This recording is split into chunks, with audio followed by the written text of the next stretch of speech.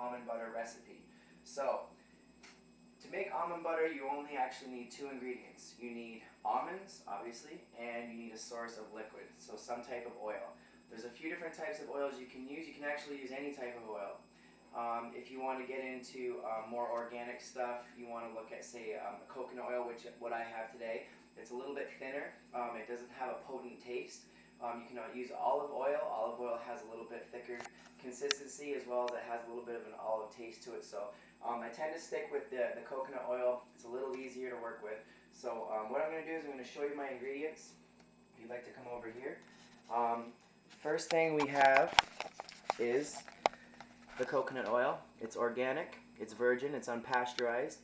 What it looks like in its raw form, it looks kind of like lard, but it's not. When you take it down a little bit, warm it up, it turns into liquid, works great.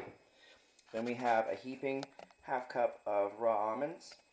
We have some vanilla, and we have some cinnamon. Now these two items, they are total personal preference. You do not have to add them. I put them in there just because I want a little bit extra taste.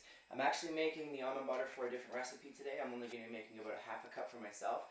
But if you want to make large quantities of it, you can just double up, triple up on the formula. So what I'm going to start off with is I'm going to be doing this in the magic bullet today. I'm going to be taking some of our almonds, not all of them, because we don't want to congest the bullet. We're going to take it. What we're going to do is we're going to mill this down to a flour consistency.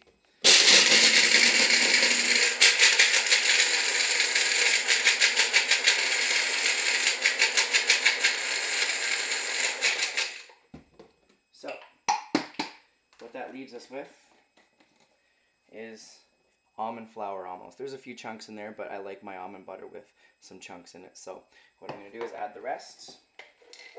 Put the top on. Again.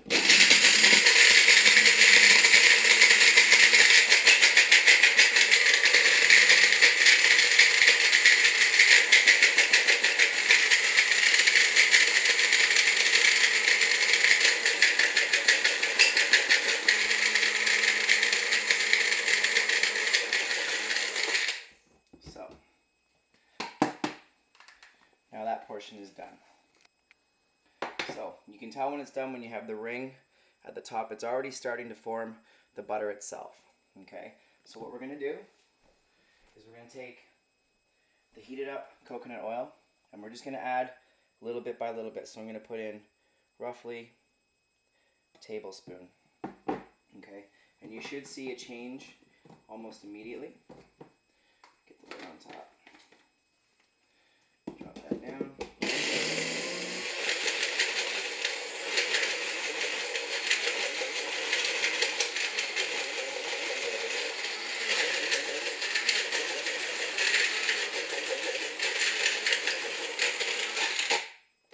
So, this should be starting to ball up.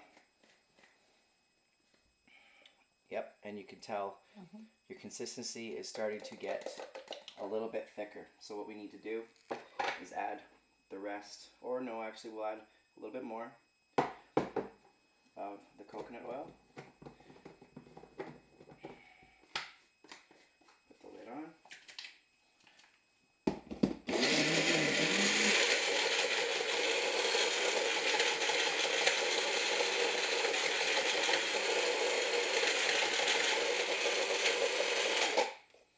So pop the lid, and hopefully we should have relatively thick almond butter. So the consistency is a little bit pasty right now. Okay, so what I'm going to do is I'm going to add my last ingredients. I'm going to take some cinnamon, add it into the mix. I'm going to do half a teaspoon, as well as some vanilla. Add that in there. Put that in. Put the lid back on. Then we're going to add just a little bit more of the coconut oil. altogether, there was roughly 4 tablespoons of coconut oil in there. As you can see, there's still almost a tablespoon left. So it's personal preference, however thick or creamy you want it. Good.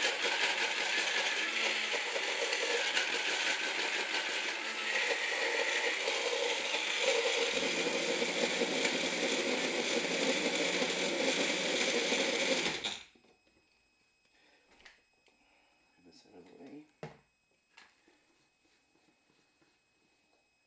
And there you have it, ladies and gentlemen.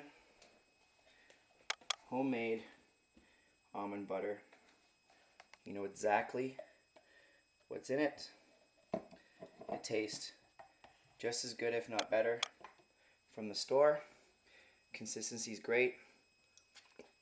Tastes very good.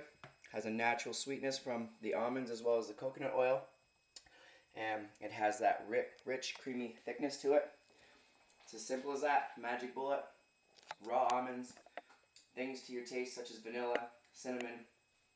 Try to choose an oil that isn't as thick, doesn't have a lot of flavor to it, but is healthy. Okay? So thank you for joining me, and have a good day. Enjoy.